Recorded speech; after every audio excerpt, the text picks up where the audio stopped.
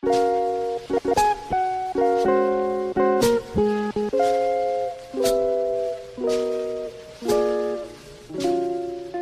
doy la bienvenida. Hoy es 5 de junio, miércoles de la 9ª semana del tiempo ordinario.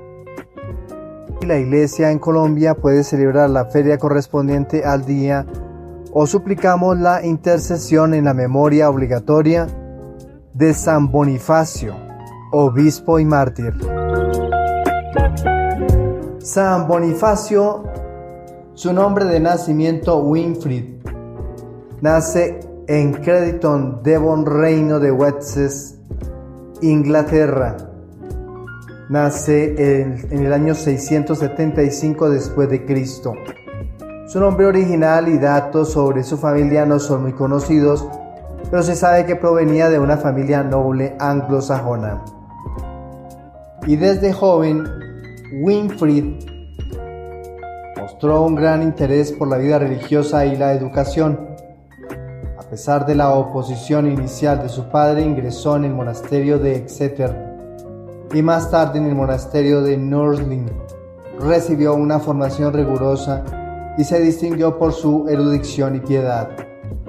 Fue ordenado sacerdote aproximadamente a los 30 años y empezó a enseñar y escribir, ganando respeto por su conocimiento y dedicación.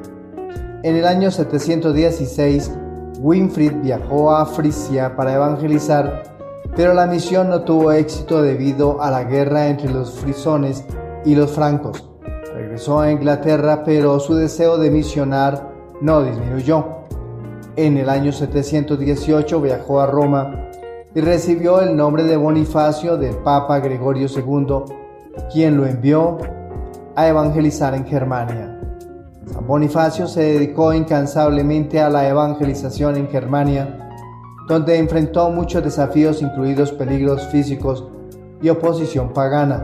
Entre sus acciones más notables fue la tala del roble sagrado de Thor en Weimar, un acto simbólico que demostró el poder del cristiano sobre los dioses paganos y resultó en la conversión de muchos germanos al cristianismo. En esta zona de Germania, deja de rendirle culto a este roble sagrado para dar paso a el nacimiento del árbol de la Navidad. En el año 722, Bonifacio fue consagrado obispo y más tarde arzobispo. Fundó numerosos monasterios, entre ellos el famoso monasterio de Fulda, que se convirtió en un centro crucial para la evangelización y educación cristiana en Germania. Trabajó en la reforma de la Iglesia, estableciendo estructuras eclesiásticas y asegurando la fidelidad al Papa. En 754, Bonifacio regresa a Frisia para continuar su labor misionera. El 5 de junio de ese año, fue asesinado por un grupo de paganos en Docum, Frisia, junto con 52 compañeros. Se dice que murió mientras sostenía un libro de los Evangelios, utilizando el libro como un escudo simbólico de su fe. San Bonifacio fue rápidamente venerado como mártir y santo debido a su vida de ferviente misión y su martirio. Entre los milagros atribuidos a él se encuentra la protección milagrosa que otorgó a una comunidad cristiana durante una invasión pagana, asegurando su seguridad y conversión.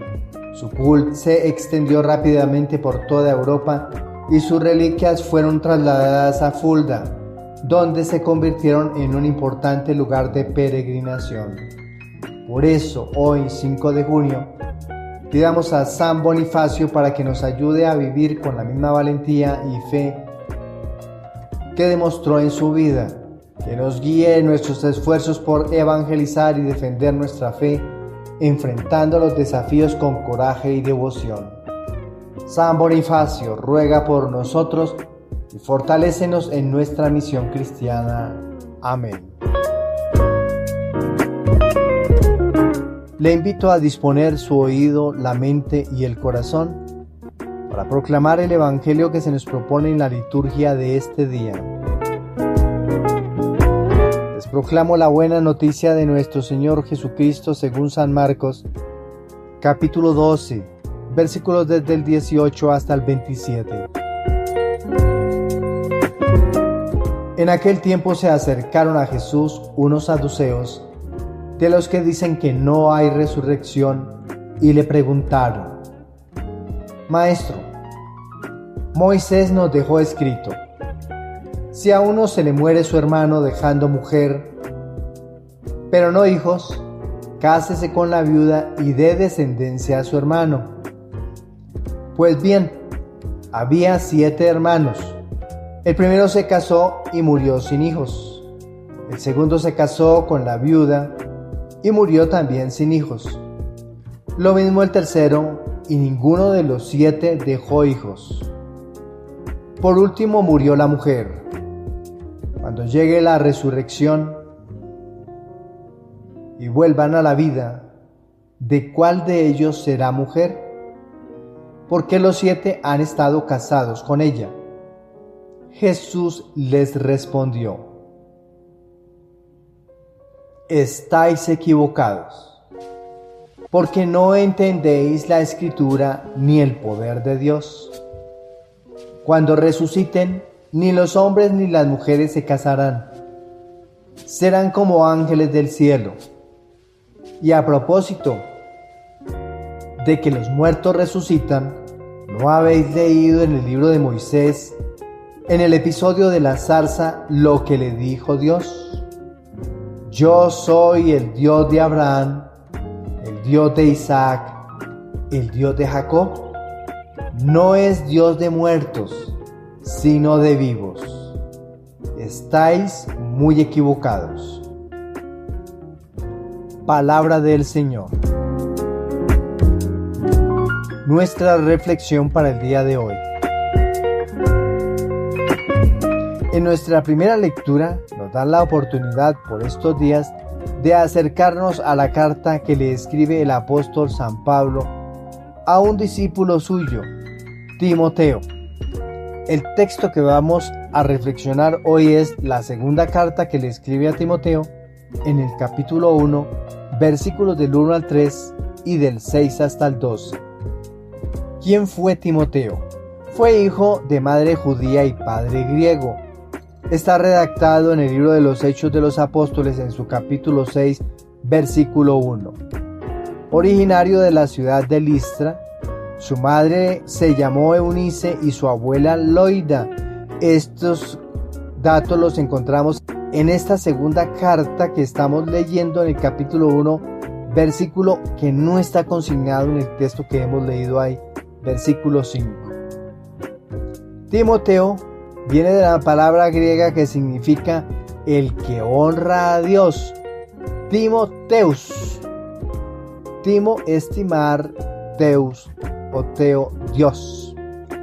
Pablo le circuncidó por los judíos celosos del rito, y para que Timoteo fuese bien aceptado en esos círculos debió hacerlo, según lo que encontramos nosotros relatado en el libro de los Hechos Apostólicos en el capítulo 16, versículo 3. Acompañó a Pablo en sus viajes misioneros, existiendo relatos del año 49 después de Cristo, donde se menciona la importancia de la carta y el interés pastoral de Pablo de enseñarla a Timoteo era porque Timoteo presentaba la primera generación de cristianos que no habían tenido relación directa con los hechos de Jesús. Timoteo habría conocido la fe de su madre y de su abuela. Está consignado en el versículo 5 que les digo no está en este trozo que hemos leído. Quienes por lo encontrado en la segunda epístola a Timoteo habrían sido judeocristiana. Timoteo representaba a la generación que estaba pasando de la era apostólica a la no apostólica y de la judaica mesiánica a la universal. Timoteo se había convertido con el ministerio de Pablo, fue su compañero en los viajes misioneros, llegó a ser pastor de la iglesia en Éfeso. Pablo fue como su padre y mentor espiritual. Con palabras muy fraternas, exhorta el santo apóstol Pablo a Timoteo quien recibió de él la fe en Cristo. El apóstol anima a Timoteo y hoy nos anima para que con la fuerza del Espíritu se continúe la misión. Se nos ha concedido por voluntad de Dios ese mismo espíritu de poder, amor y buen juicio. Poder para vencer las tentaciones, amor para vivir la vida santa a la que somos llamados y llegar al final del camino de la salvación. Amor abundante nos da para darlo a los demás en todo lo que hacemos diariamente. Buen juicio en la toma de decisiones que nos afectan e influyen en la convivencia con los demás, poniendo la confianza en la fidelidad a Dios. San Agustín resalta una frase en su vida que nos puede apoyar en lo que estamos diciendo. El amor es mi peso, soy llevado hacia lo que amo. Profundicemos en la carta. La segunda carta de San Pablo a Timoteo es considerada una de las epístolas pastorales del Nuevo Testamento. Se cree que fue escrita durante el encarcelamiento final de Pablo en Roma, poco antes de su martirio, aproximadamente en el año 67 después de Cristo. Pablo escribe a Timoteo, un joven líder de la iglesia en Éfeso, para darle ánimo y dirección en su ministerio. Este periodo fue de gran persecución para los cristianos bajo el emperador Nerón, quien culpó a los cristianos por el gran incendio de Roma en el año 64 después de Cristo. La iglesia primitiva enfrentaba desafíos internos y externos, la amenaza de falsas enseñanzas y la persecución estatal. En este contexto, Pablo escribe con una urgencia y una intensidad personal notables, conscientes de su inminente martirio. Profundicemos en cada uno de los versículos que vamos a releer en este momento. Este trozo que vamos a leer, los versículos del 1 al 3, están titulados como una introducción y acción de gracias. Miremos el versículo 1. En el versículo 1, Pablo se presenta como apóstol por la voluntad de Dios, subrayando un llamado divino y la promesa de vida en Cristo Jesús. La promesa de vida viene del griego evangelia zoes, enfatiza la esperanza y la seguridad en la vida eterna a través de Jesucristo. Miremos el versículo 2. En este versículo Timoteo es llamado hijo amado, lo que resalta la relación cercana y afectuosa entre Pablo y su destinatario Timoteo. Las bendiciones de gracia, misericordia y paz provienen de Dios Padre y Cristo Jesús, estableciendo la base de la carta en la autoridad divina. Versículo 3. Pablo da gracias a Dios, recordando sus oraciones constantes por Timoteo. La mención de una conciencia limpia, dice el texto en griego, sineidesis agate, sugiere un servicio fiel y sincero a Dios en continuidad con los antepasados de Pablo. Ya en el trozo del 6 al 12, esta parte está titulada como exhortación y testimonio. Versículo 6. Pablo invita a Timoteo a avivar el don de Dios que recibió por la imposición de las manos. Este don se refiere a los carismas espirituales necesarios para el ministerio de Timoteo. El autor sagrado le dice a Timoteo: por esta razón te recuerdo que avives el don de Dios que hay en ti por la imposición de mis manos. Esa palabra que avives en griego la podemos denotar como anasopireo.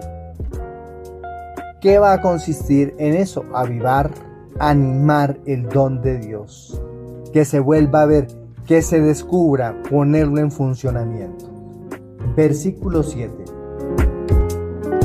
Dios no nos ha dado un espíritu de cobardía, dice el texto, sino de poder, amor y dominio propio. Este versículo es fundamental para entender la naturaleza del liderazgo cristiano basado en la valentía, el amor sacrificial y la disciplina. Cuando el autor sagrado le dice que Dios no nos ha dado un espíritu de cobardía, el autor sagrado utiliza la palabra griega deilia, contrastada con el espíritu de poder, amor y dominio propio. Poder, dinamis, amor, ágape, y dominio propio, sopronismo. Versículo 8. Pablo anima a Timoteo a no avergonzarse de dar testimonio de Cristo ni de él como prisionero. En lugar de eso, Timoteo debe estar dispuesto a sufrir por el Evangelio con el poder de Dios. Y el poder que utiliza aquí el autor sagrado en griego es dinamis. Es un poder esencial para el testimonio y el sufrimiento por el Evangelio. Vamos del versículo 9 hasta el 10. En estos dos versículos se describe el llamado santo a la gracia dada en Cristo Jesús antes de los tiempos.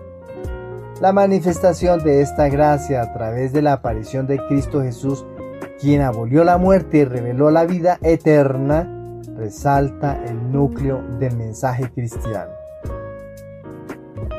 Podemos encontrar que en la primera parte se describe el llamado santo.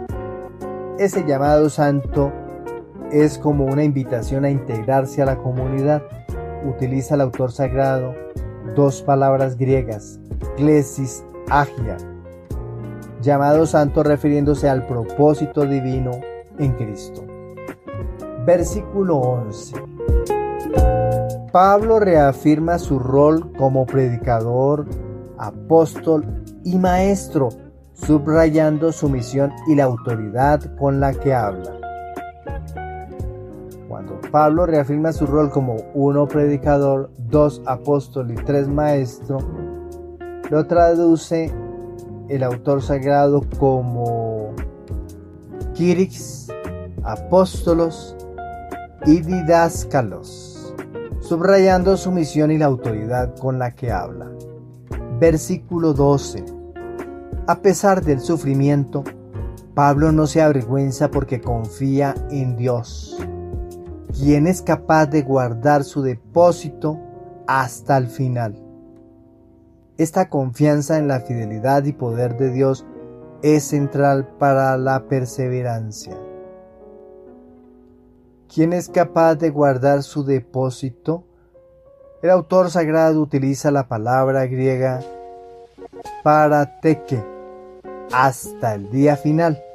Esta confianza de la fidelidad y poder de Dios es central para la perseverancia cristiana. Es un depósito indicando la confianza en la fidelidad de Dios para guardar lo confiado a Él. San Juan Crisóstomo, comentando sobre este pasaje, destaca la necesidad de mantener una conciencia limpia y la valentía en el ministerio cristiano. Él enfatiza que el poder y el amor dados por Dios capacitan a los creyentes para enfrentar la persecución y las dificultades, fortalecidos por la confianza en la promesa divina de vida eterna. ¿Qué podemos concluir de esta segunda carta, la que le escribe Pablo a Timoteo, que hemos empezado a leer en el día de hoy? Este texto nos ofrece un poderoso llamado a vivir con valentía, amor y disciplina en nuestro ministerio cristiano. Nos recuerda la necesidad de avivar los dones de Dios que Dios nos ha dado y de no avergonzarnos del Evangelio ni de los sufrimientos que puedan venir por seguir a Cristo. Confiando en la fidelidad de Dios, somos llamados a perseverar en nuestra fe y servicio, seguros de la promesa de vida eterna en Cristo Jesús. Ante esta propuesta que nos hace el Espíritu de Dios por medio del apóstol San Pablo, le respondemos con el Salmo 122. Y vamos a acompañar estos dos trozos del Salmo 122 con esta antífona que va a reforzar el sentido y contenido de sus letras. A ti, Señor, levanto mis ojos. En el Salmo 22, la dirección de la mirada indica una dirección del pensamiento y aún del corazón. Es muestra de confianza en Dios con la profunda humildad de quien reconoce su condición. Dirijamos con el salmista estas palabras a nuestro Dios en espera y en búsqueda de su misericordia. Este Salmo 122, titulado Clamor a Dios en tiempo de angustia, es uno de los 15 cánticos de ascenso o cánticos de los peregrinos que van entre el 119 y el 133, todos ellos cantados por los israelitas mientras peregrinaban a Jerusalén para las festividades religiosas como la Pascua, Pentecostés y los tabernáculos. Estos salmos se asocian con el ascenso físico a la ciudad sagrada de Jerusalén, que se encuentra en una elevación considerable.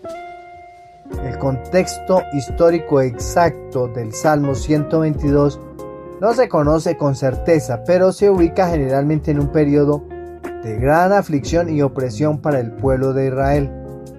Es posible que haya sido compuesto durante el exilio babilónico o en otra época de intensa adversidad como cuando los israelitas se sentían despreciados y oprimidos por sus enemigos.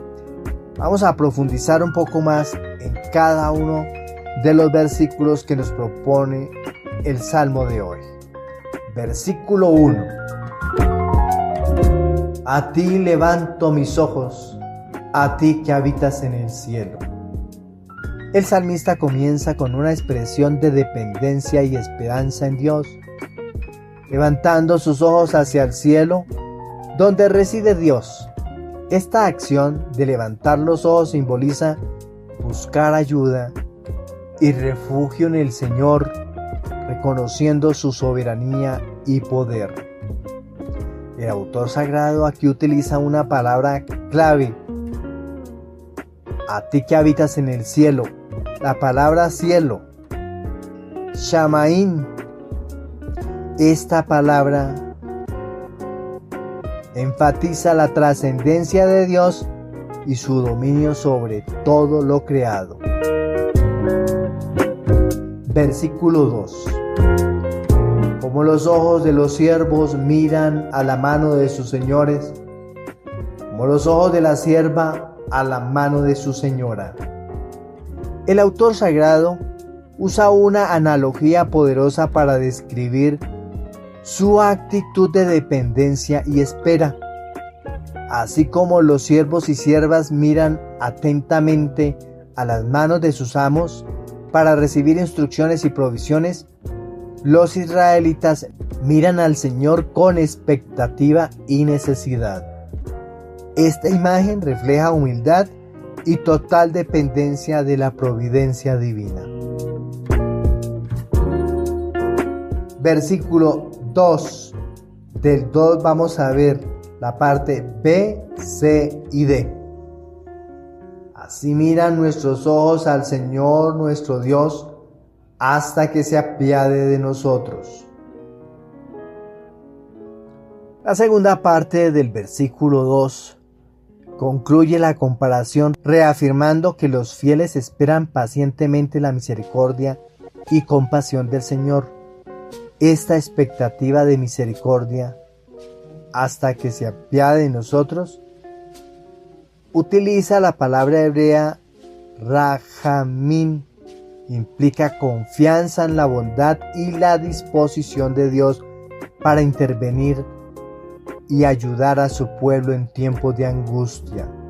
Rajamín, misericordia, compasión.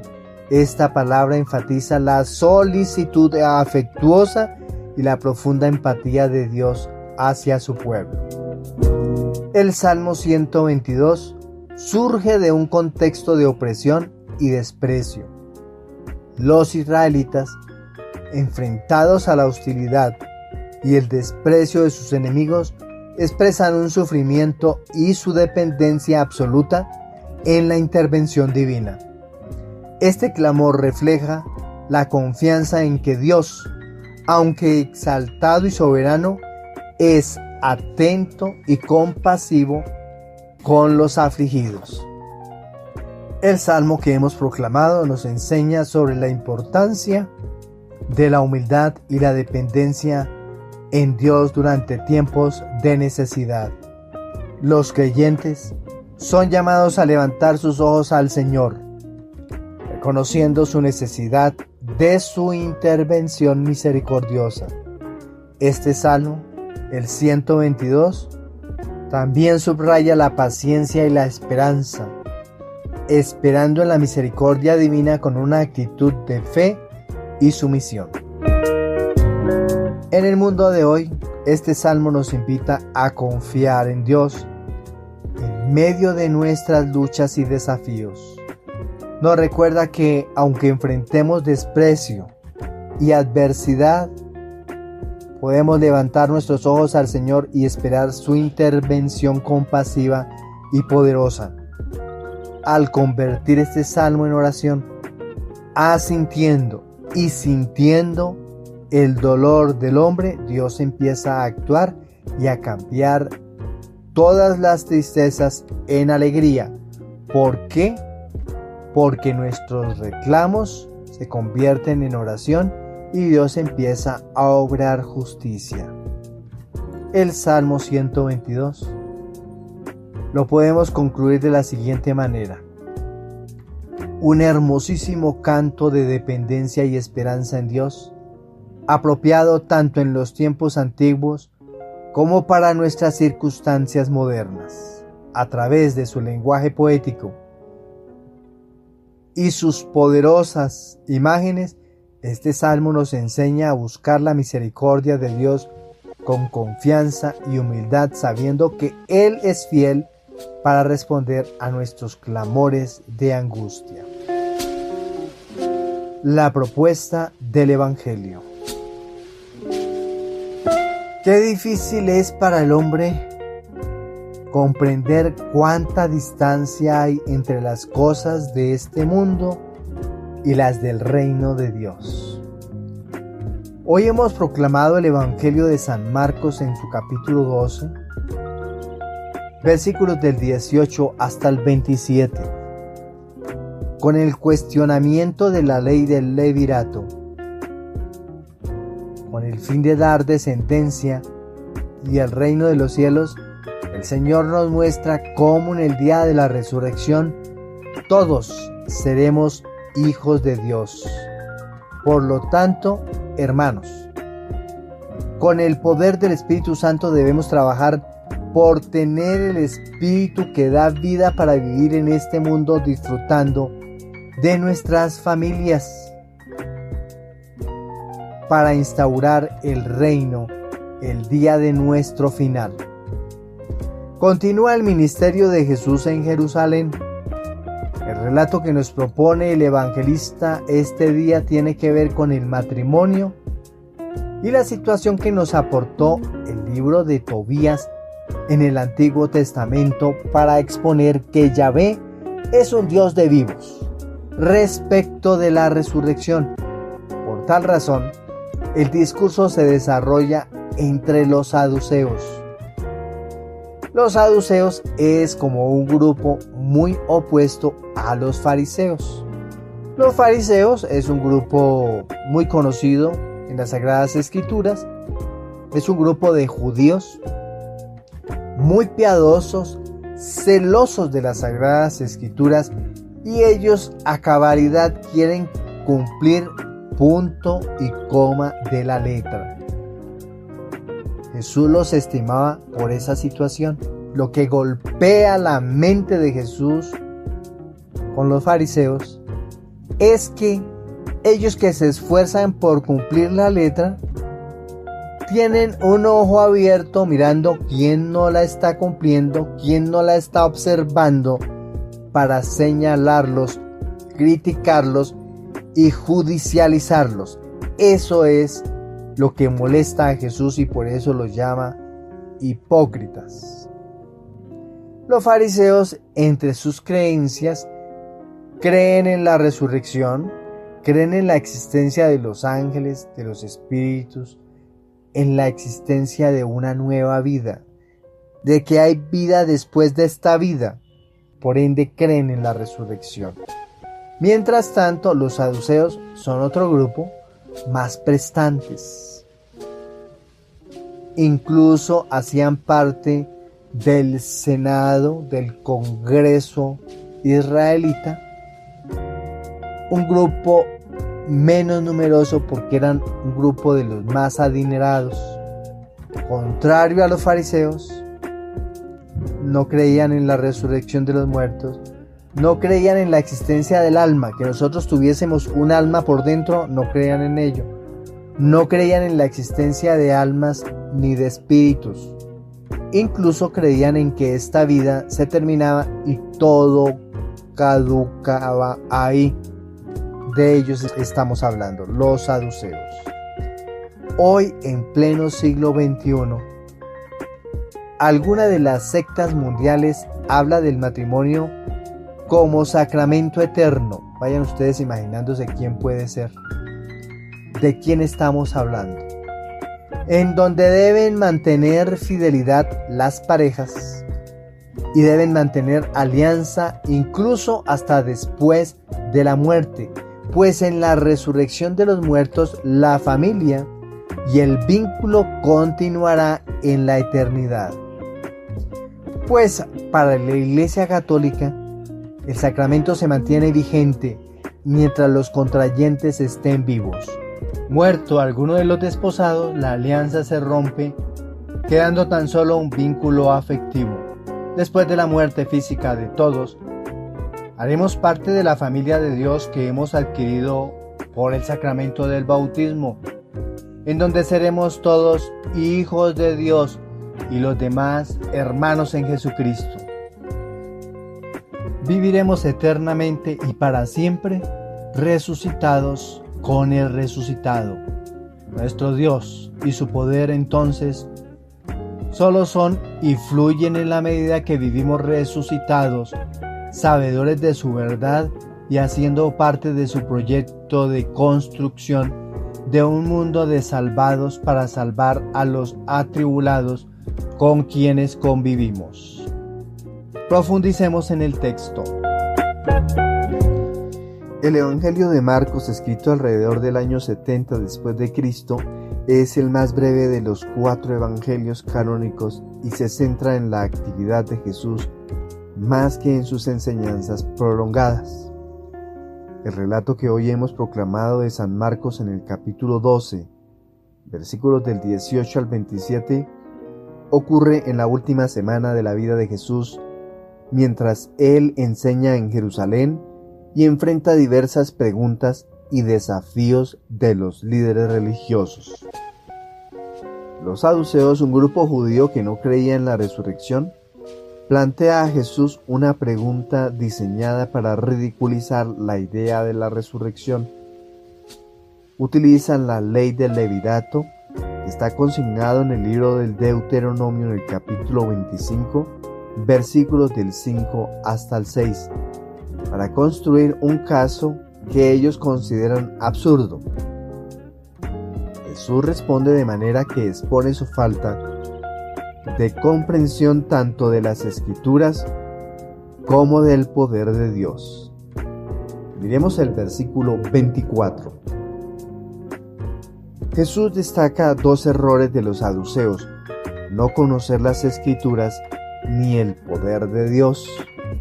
Este versículo es clave ya que apunta a la importancia de comprender adecuadamente la revelación divina y la naturaleza de Dios. Versículo 25.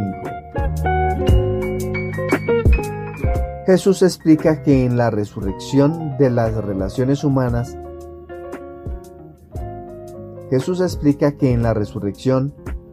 las relaciones humanas cambian fundamentalmente. No habría matrimonio como lo conocemos, sino que los resucitados serán como los ángeles, seres que no se casan ni procrean. Versículos del 26 al 27. Jesús cita el encuentro de Moisés con Dios en la zarza ardiente.